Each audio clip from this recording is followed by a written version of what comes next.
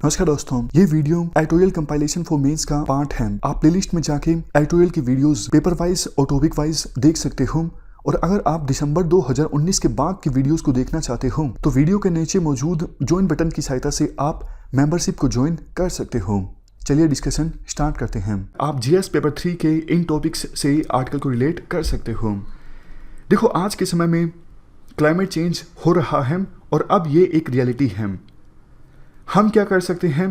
Paris climate change agreement या फिर विभिन्न गवर्नमेंट्स अपने अपने हिसाब से एमिशंस को कम करके क्लाइमेट चेंज से होने वाले बुरे प्रभावों को कम करने की कोशिश कर सकते हैं, लेकिन इसके साथ साथ हमें तैयार भी रहना होगा। पिछले आर्टिकल में हमने डिस्कस किया क्लाइमेट चेंज की वजह से क्या हो रहा है। वेदर फेनोमेनन काफ़ी ज़्यादा इरेगुलर हो गया है। इस वजह से ड्रोट्स, फ्लड्स, ये चीज़ें काफ़ी फ्रीक्वेंट रूप से आने लगी हैं। इसी कंटेक्स्ट में C40 सिटीज़ इनिशिएटिव के तहत वर्ल्ड की विभिन्न सिटीज़ के जो मेयर हैं वो जुटे थे साउथ अफ्रीका के शहर कोपेनहेगन में, और चर्चा हुई थी किस प्रकार से अर्बन सेंटर्स में एमिशंस को कम किया जा सकता है और किस प्रकार से क्लाइमेट चेंज के बुरे प्रभाव से निपटा जा सकता है।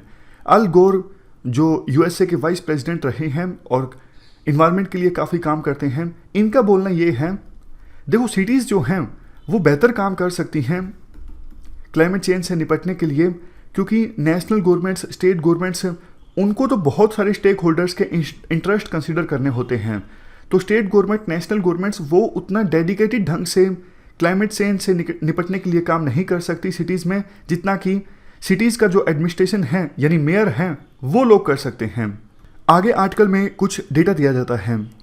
देखो, वर्ल्ड में टोटल कार्बन डाइऑक्साइड का जितना एमिशन होता है उसका 70% तो सिर्फ अर्बन एरियाज़ में होता है यानी सिटीज़ में होता है। रूरल एरियाज़ में सिर्फ 30% कार्बन डाइऑक्साइड का एमिशन होता है, और 90% वर्ल्ड में जो अर्बन एरियाज़ हैं वो हाई रिस्क जोन में आते हैं। उन अर्बन एरियाज़ में लाखों करोड़ों गरीब लोग रहते हैं, और इन क्लाइमेट इवेंट्स का सबसे बुरा जो प्रभाव पड़ता है वो गरीब लोगों पर पड़ता है। सबसे ज़्यादा वल्नरेबल होते हैं गरीब लोग। अब देखो, हीट वेव चल रही है दोपहर में। अब जो अमीर लोग हैं उनके घरों में AC लगा होगा, उनके पास काफ़ी अच्छी खाने पीने की सुविधाएं होती हैं, वो हीट वेव से बच जाते हैं। लेकिन गरीब लोग, या तो जिनके पास घर ही नहीं है या फिर कच्चा घर है, उनके पास सुविधाएं नहीं होती, हीट वेव का सबसे ज़्यादा असर उन पर होता है। उसी प्रकार से आप दूसरे इवेंट्स की बात कर लीजिए, फ्लड की, ड्रोट की, जो गरीब लोग होते हैं वो सबसे ज़्यादा वल्नरेबल होते हैं। और देखो, जिस हिसाब से अर्बनाइजेशन हो रहा है तो उस हिसाब से तो हम ये कह सकते हैं और ज़्यादा लोग वल्नरेबल होंगे इन क्लाइमेट चेंज से संबंधित इवेंट्स की वजह से। IPCC की रिपोर्ट आई थी कुछ ही समय पहले, inter governmental panel on climate change की, जिसमें कहा गया था आने वाले 30 सालों में 70 मिलियन और ज़्यादा लोग यानी 7 करोड़ और ज़्यादा लोग शहरों में और टाउन्स में रहने लगेंगे।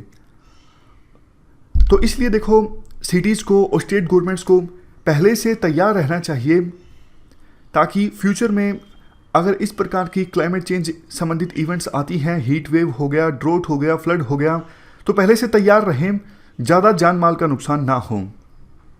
मतलब बुरे समय के लिए पहले से तैयार रहना चाहिए स्टेट गवर्नमेंट्स को और विभिन्न सिटीज़ को। इंडिया के पास देखो ऐसी सिचुएशन में अच्छा मौका है, अच्छी अपॉर्चुनिटी है, क्योंकि इंडिया की सिटीज़ जो हैं अभी डेवलप नहीं हुई हैं।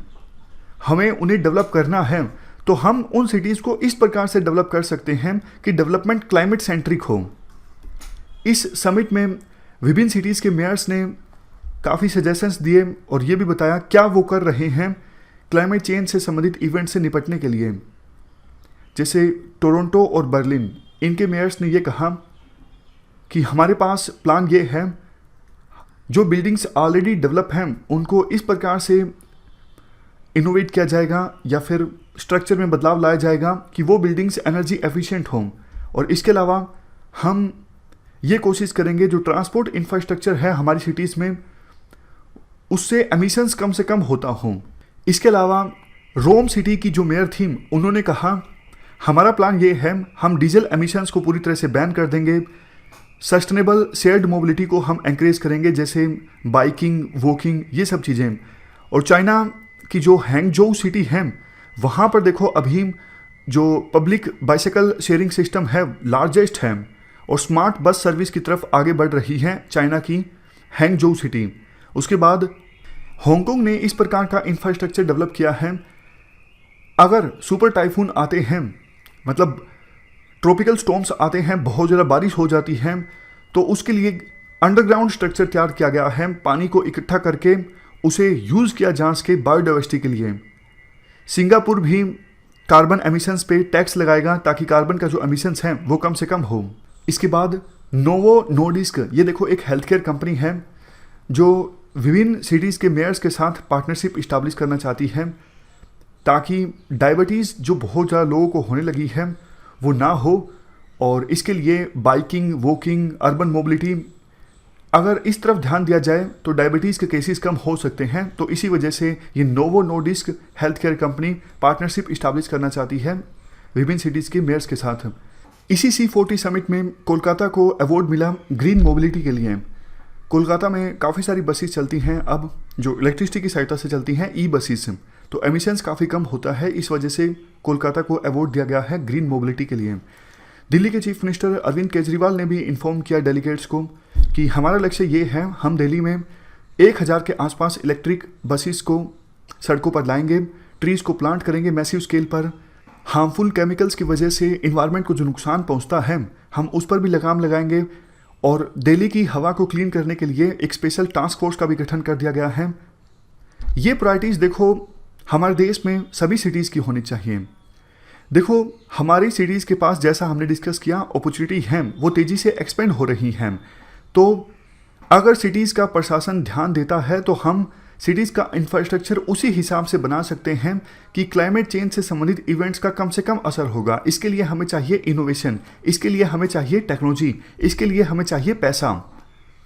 पेरिस क्लाइमेट चेंज एग्रीमेंट जो साइन हुआ था 2015 में, ये इम्प्लीमेंट होना स्टार्ट हो जाएगा 2020 से।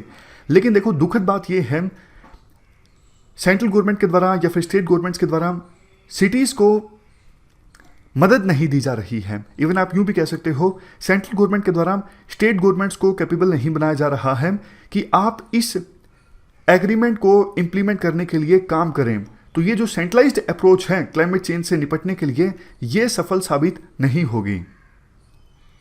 तो ये पूरा आर्टिकल हमने डिस्कस किया। इस डिस्कशन में फिलहाल इतना ही है। Thank you very much for discussion.